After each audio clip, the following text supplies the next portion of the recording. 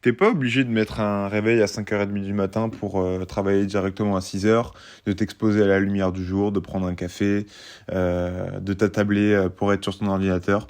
T'es pas obligé de faire tout ça. Par contre, va falloir quand même s'imposer un rythme, mais pas obligé de faire tout ce qu'on te dit sur Internet. L'important, c'est de faire les choses qu'on a envie ou qu'on n'a pas envie, mais qui sont primordiales. Bon, je t'avoue que jusque-là, c'est ce que je fais.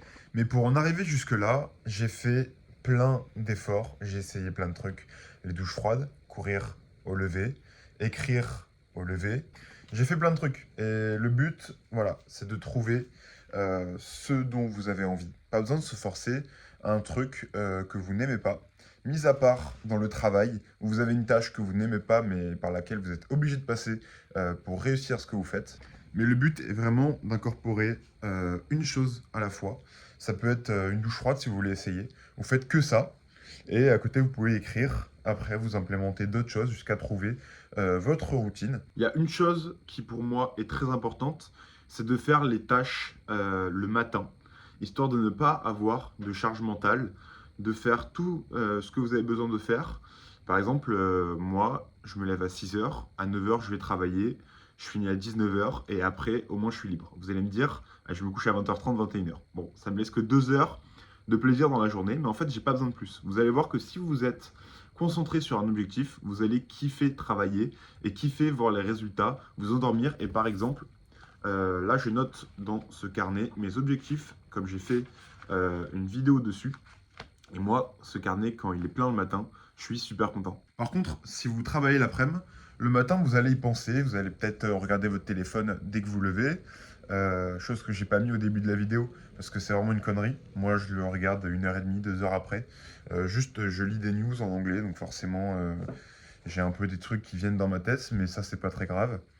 Et l'après-midi, du coup, vous allez avoir cette charge mentale, cette fatigue accumulée par la digestion, si vous travaillez à 15 heures par exemple. Alors que le matin, vous êtes frais, il suffit de prendre l'habitude de se coucher plus tôt.